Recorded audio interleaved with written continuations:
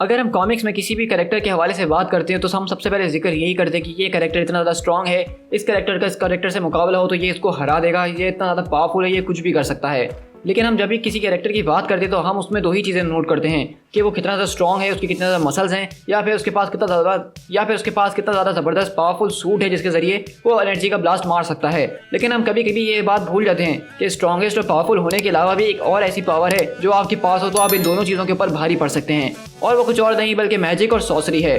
Magic ایک ایسا element ہے کامک بکس کے اندر جس کا استعمال کر کے رائٹر جو ہیں ان دونوں ایلیمنٹس کے اوپر کافی بھاری پڑ جاتے ہیں، اور ایسا ہو بھی کیوں نہ۔ ہم جانتے ہیں کہ اسکارلیٹ وچ ایک بہت زیادہ پاورفل کریکٹر ہے مارول کامکس کے اندر، اور اکثر وہ ٹاپ 10 کی ویڈیوز کی اوپر کی لسٹ میں ہی آتی ہے، چاہے ہم 1 پہ بات کریں یا 2 پہ بات کریں۔ لیکن ہو سکتا ہے کہ میجک کے معاملے میں اسکارلیٹ وچ اتنی زیادہ پاورفل نہ ہو۔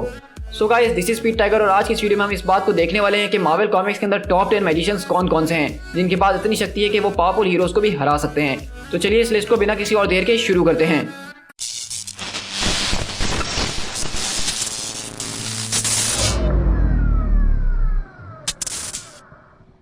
Number 10، magic. ایلیانا ریسپوٹین، جس کو آپ بہت اچھی طریقے سے جانتے ہیں کہ کلوسس جیسے میوٹنٹ کی سسٹر ہے، وہ اس کو بچپن میں ہی کڈنیپ کر کے لیمبو ڈائمینشن میں لے جایا گیا تھا، اور لیمبو ڈائمینشن کے اندر اس کے جیسے فیمیلر کچھ میوٹنٹس موجود تھے، اور اس نے وہیں پہ اپنے میجک کی ٹریننگ کری ہے، اور اس نے میجک کی ٹریننگ بہت زیادہ اچھے طریقے سے کری تھی، اور وہ ایک سوسریس لیول پہ پہنچ چکی تھی۔ وہ اتنی زیادہ ٹرین ہو چکی تھی کہ اس نے پوری کی پوری لیمبو ڈائمینشن کے اوپر اپنا کنٹرول حاصل کر لیا تھا، اور اس کے اوپر رول بھی کرنا شروع کر دیا تھا، اور کئی سالوں کے بعد جب وہ اپنے ریئل ورلڈ میں واپسی لوٹ کر آئی تو وہ ایک پاورفل میوٹنٹ کے طور پہ کہلائی۔ اور ہم اس بات کو جانتے ہیں کہ میجک کی جو مین اور بیسک پاورز ہے وہ ٹیلی پورٹیشن کی ہے۔ وہ لیمبو ڈائمینشن کا استعمال کر کے دنیا میں کہیں پہ بھی کتنے لمبے ڈسٹینس پہ بھی ٹیلی پورٹ کر سکتی ہے، اور یہی چیز اس کو بہت زیادہ جو ہے ایک زبردست اور کام کا انسان بناتی ہے۔ اس کے علاوہ اس کے پاس جو اس کی سول سورڈ ہے وہ بہت ہی زیادہ زبردست قسم کی سورڈ ہے جو کہ تقریباً ہر ایک چیز کو کاٹ سکتی ہے۔ اور اگر ہم میوٹنٹس میں اس کی بات کریں میجک کی، تو جس ٹیم میں بھی میجک ہوتی ہے اس کو ایک پاورفل ٹیم مانا جاتا ہے۔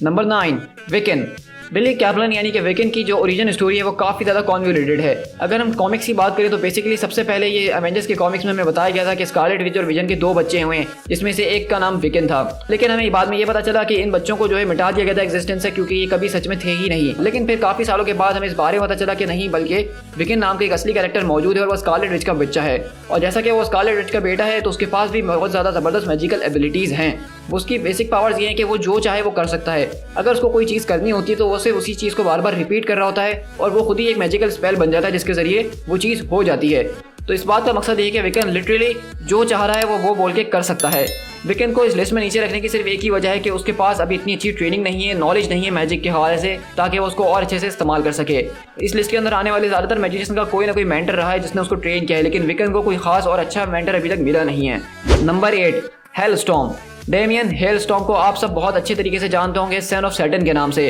اور بتایا جاتا ہے کہ یہ سیٹان کا بیٹا ہے، لیکن آج تک جو ہے اس کے فادر کی ٹرو آئیڈینٹی کامکس کے اندر ریویل نہیں کی گئی ہے، مگر ہم جانتے اتنا ہے کہ یہ کسی بھی سیٹن کا ضرور بیٹا ہے، ہو سکتا ہے کہ وہ میفسٹو ہو یا کوئی اور ہی کیوں نہ ہو۔ اور ہم اس بات کو جانتے ہیں کیونکہ یہ ہیل سے اس کا تعلق ہے تو یہ ہاف ڈیمن ہے، اور اس نے اپنی ساری کی ساری میجیکل پارٹس کو جو پرفارم کیا ہے وہ ڈیمونک طریقے سے کیا ہے ہیل میں رہتے ہوئے، اور کیونکہ اس کا ہیل کے ساتھ اتنا زیادہ اسٹرانگ کنیکشن ہے اسی کی وجہ سے یہ پوٹینشیل زبردست قسم کا سوسر بن جاتا ہے، اور اس کے بعد اتنی شکتی ہے کہ یہ آرام سے جو ہے ہیل کے اوپر رول بھی کر چکا ہے۔ تو اسی وجہ سے ہیل اسٹارم ایک بہت ہی پاورفل میجیشین ہے جس کا اکثر جو ہے ڈاکٹر اسٹرینج بھی اچھے میجیشینز کے اندر ذکر کرتے ہیں۔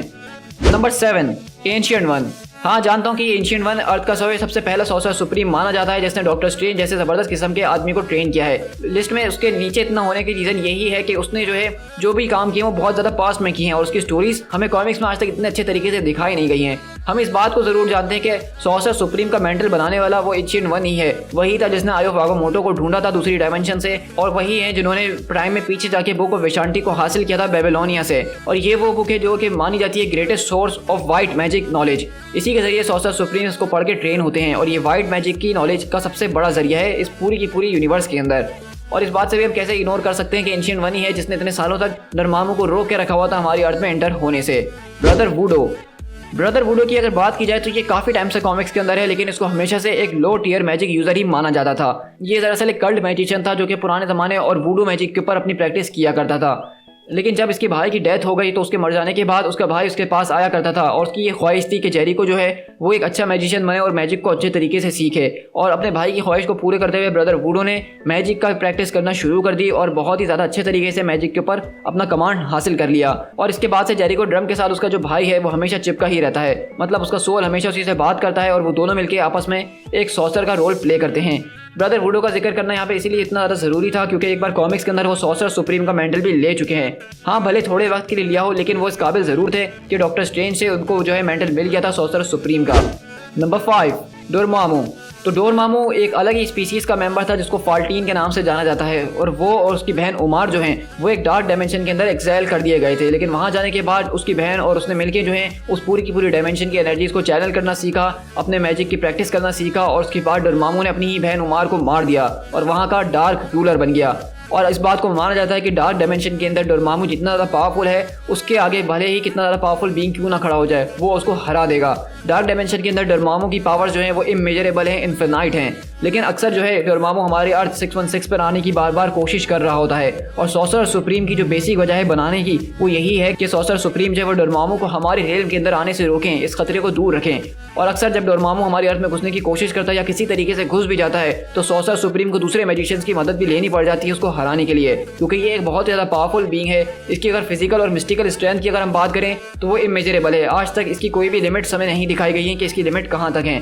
माना यही जाता है कि डोरमामू एक ऐसा बीइंग है जिसके पास इन्फिनाइट पावर है, मैजिकल भी और मिस्टिकल भी। बात को बताया, और डॉक्टर स्ट्रेंज ने इस बात को माना भी है कि डोरमामू को सिर्फ उसके ही डायमेंशन के अंदर ट्रैप किया जा सकता है या किसी और पॉकेट डायमेंशन में ट्रैप किया जा सकता है। डोरमामू को पूरी तरीके से डिस्ट्रॉय कर देना ये एक इम्पॉसिबल सी बात है, उसको कभी मारा नहीं जा सकता है। Number 4, Scarlet Witch. हाँ, आप थोड़ा सा सरप्राइज जरूर हुए होंगे कि स्कारलेट विच इतना नीचे क्यों आ रही है इस लिस्ट के अंदर। तो मैं आपको बताना चाहूँगा कि Scarlet which one of the most powerful beings मानी जाती है मार्वल कॉमिक्स के अंदर। उसके पास जो उसकी म्यूटेंट एबिलिटीज हैं वो उसको बहुत कुछ करने पे मजबूर कर देती हैं। वो सिर्फ एक लफ्ज़ बोल के पूरे म्यूटेंट पॉपुलेशन की एक पूरी की पूरी आबादी को ख़त्म कर सकती हैं, और ये एक बहुत ही बड़ा फीट था। अगर हम मैजिक की बात करें तो स्कारलेट विच के पास मैजिक इतना नहीं है जितना उसकी जो पावर्स हैं, और वो रियलिटी ऑल्टरिंग पावर के साथ जब अपना मैजिक मिलाती है तो उन दोनों का कॉम्बिनेशन एक स्ट्रॉन्ग कॉम्बिनेशन बनता है। लेकिन जैसा कि लोग सोचते हैं कि उसका मैजिक एक बहुत ही स्ट्रॉन्ग मैजिक है, वो किसी से भी मुकाबला कर सकती है, स्कारलेट विच एक वेल ट्रेंड और पावरफुल सॉर्सरेस है, हम इस बात को मानते हैं। उसने काफ़ी टाइम तक मैजिक को प्रैक्टिस भी करा है डॉक्टर स्ट्रेंज के साथ, अगाथा हार्नेस के साथ, लेकिन उसकी अगर रियलिटी ऑल्टरिंग पावर्स ना हो उसके साथ तो वो इतने ज़्यादा स्किल्ड मैजिशियन नहीं है, क्योंकि हमारी इस लिस्ट में आने वाले कुछ ऐसे मैजिशियंस मौजूद हैं जो कि स्कारलेट विच को आराम से धूल चढ़ा सकते हैं, क्योंकि उनके पास कई सालों की ट्रेनिंग और प्रैक्टिस मौजूद है। Number 3, doctor Doom.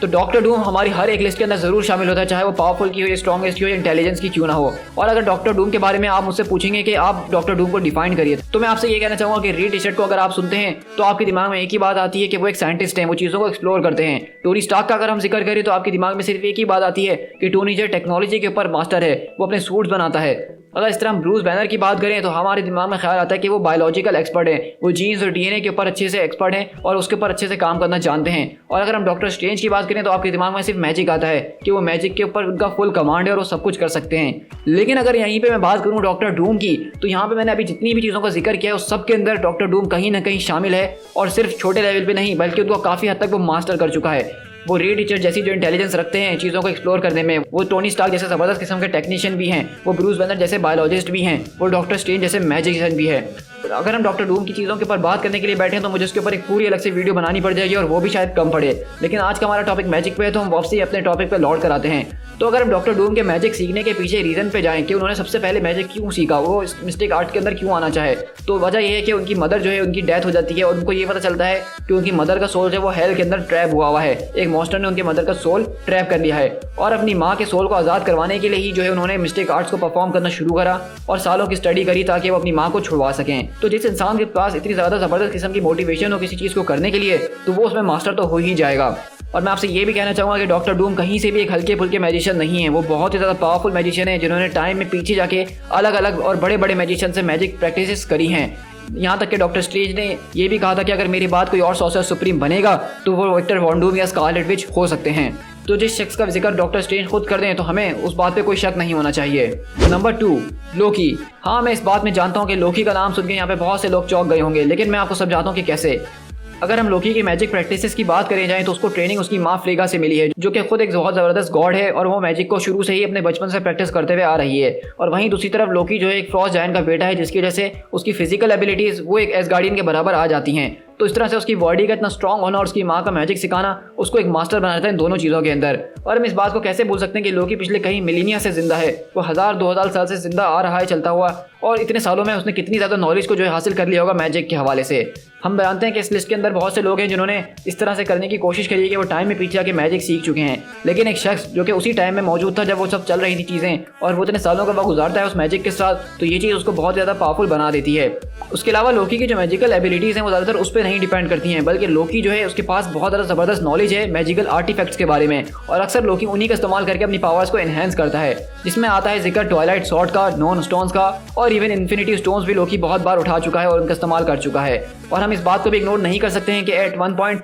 लोकी जो है वो अर्थ का सॉर्सरर सुप्रीम बन गया था। वो बात अलग है कि इसने इसके लिए बहुत से लोगों को ट्रिक किया था, लेकिन फिर भी उसने ये रोल हासिल कर ही लिया था। नंबर 1 पे जाने से पहले मैं आपके साथ कुछ ऑनरेबल मेंशंस शेयर करना चाहूँगा जो कि हमारी लिस्ट में शामिल ना हो सके, लेकिन बहुत ही पावरफुल मैजिशियंस हैं। Agatha Harkness, Merlin, Enchantress, Morgana le Fay. Number 1,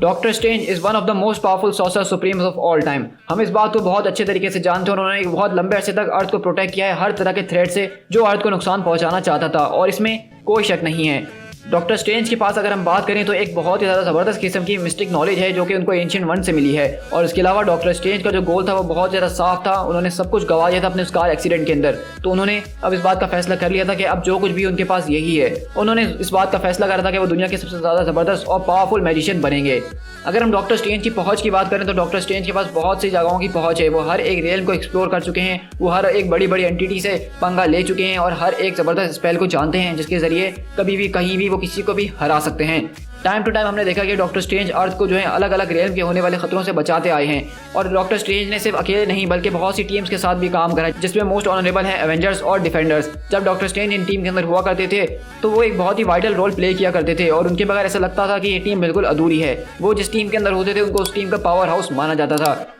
हम जानते हैं कि कॉमिक्स के अंदर ऐसा हो चुका है कि एक बार डॉक्टर स्ट्रेंज से उनका मेंटल छीन लिया गया था, वो उसके काबिल नहीं रहे थे, लेकिन ये सिर्फ कुछ ही देर की बात थी। डॉक्टर स्ट्रेंज ने अपनी गलती को एक्सेप्ट कर लिया था और उन्होंने उसको सुधारने के बारे में भी सोचा, और उन्होंने बिल्कुल ऐसा ही करा। उन्होंने थोड़ी और मेहनत करी और अपने रोल के अंदर वो वापसी आ गए। और वैसे भी अब हम इस बात को कॉमिक रीडर बहुत अच्छी तरीके से जान चुके हैं कि भले कॉमिक के अंदर सॉर्सरर सुप्रीम कोई भी क्यों ना हो, लेकिन इन दी एंड कुछ टाइम के बाद सॉर्सरर सुप्रीम वापसी डॉक्टर स्ट्रेंज को ही बनना है, क्योंकि हम जब भी सॉर्सरर सुप्रीम का जिक्र करते हैं तो हमारे दिमाग में कोई विक्टर वॉन डूम या लोकी जैसा कैरेक्टर नहीं है, बल्कि सिर्फ डॉक्टर स्ट्रेंज ही आते हैं, और ये चीज़ इन्होंने कमाई है इतने साल कॉमिक्स में रहने के बाद। तो मेरे ख्याल से नंबर 1 पे डॉक्टर स्ट्रेंज के अलावा कोई और डिजर्व नहीं करता है।